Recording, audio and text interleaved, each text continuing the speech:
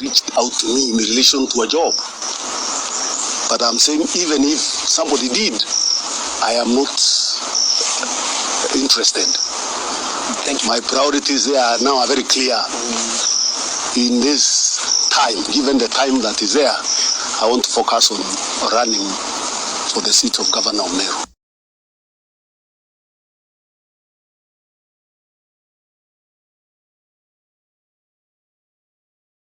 Peter Munya rejects President William Ruto's offer to work in the government.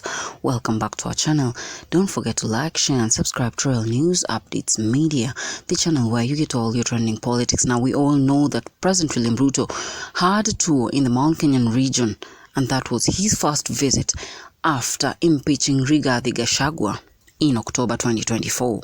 Now, President William Ruto visited Meru County. We all know that Mount Kenyan East Meru County is where the Vice President Kithure Kindiki comes from. So most definitely Ruto is expecting to get votes from Meru County. During his visit, he intended to actually appoint Peter Munya and Mithika Linturi.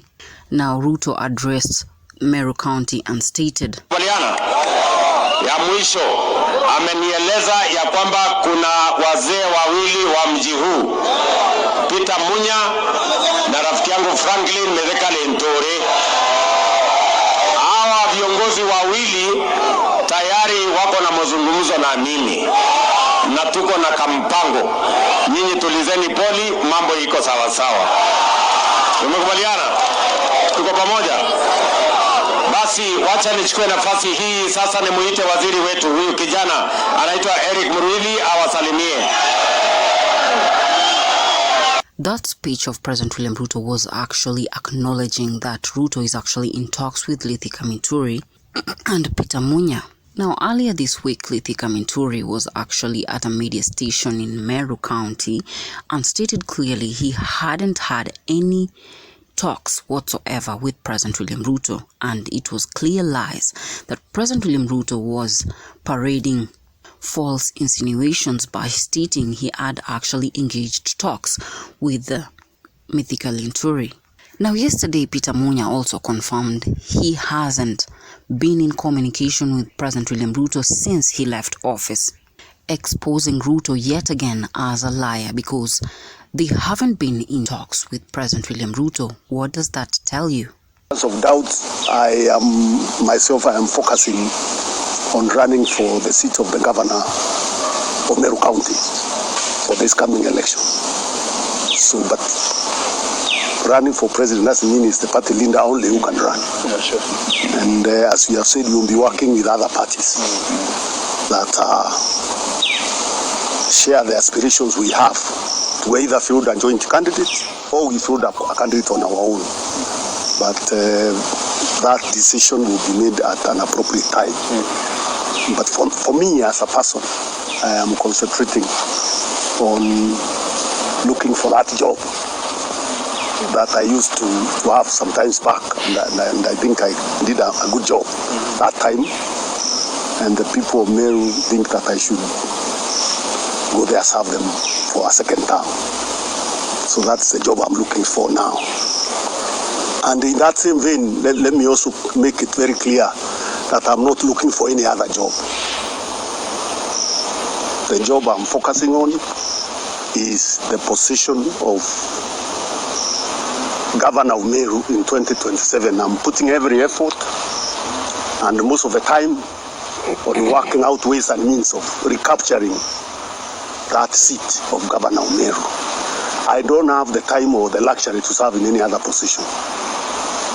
I have not been offered any other job by anyone. I want to make that clear.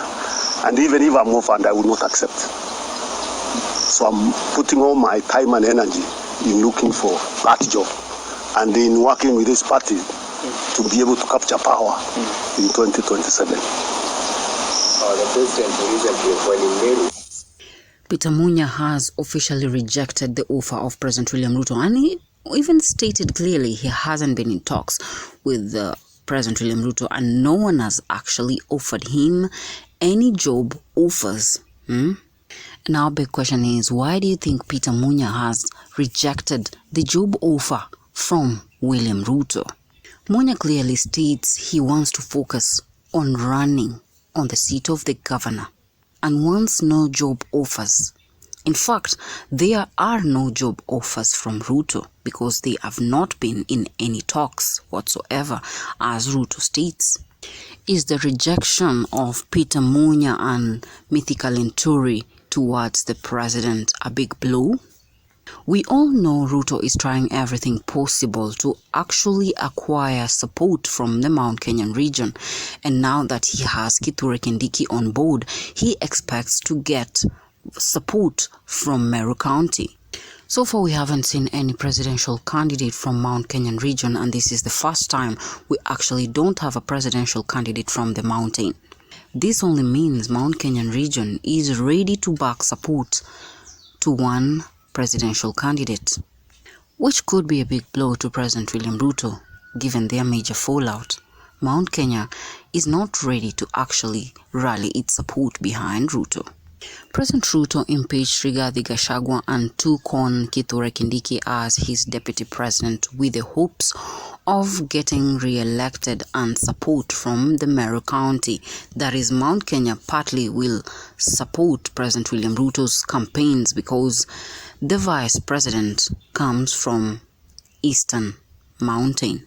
But with Peter Munya and Mythical Linturi rejecting the proposals from Ruto, that only means that Ruto is going to be under jeopardy, and Kindiki will have failed in bringing support on board behind President William Ruto. We all know by now that the Mount Kenyan region has been taken up by Rigathi Gachagua, and he controls most of Mount Kenyan region. So most definitely, if Rigathi Gachagua is to support a presidential candidate, then Ruto most definitely is under jeopardy because all the support will be rallied in one basket behind one presidential candidate. And maybe Ruto can just get 10% of Mount Kenyan votes. What do you think? Is President William Ruto under jeopardy with the rejection of Peter Munya and Mythical Linturi, rejecting the offers from the government to join with the so-called job offers? And do you think they are willing to negotiate talks with President William Ruto? Why do you think Peter Munya and Mythical Linturi have actually rejected President William Ruto? Leave me your views on the comment section. Don't forget to like, share and subscribe to Real News Updates Media, the channel where you get all your trending politics. JD Ishmaels.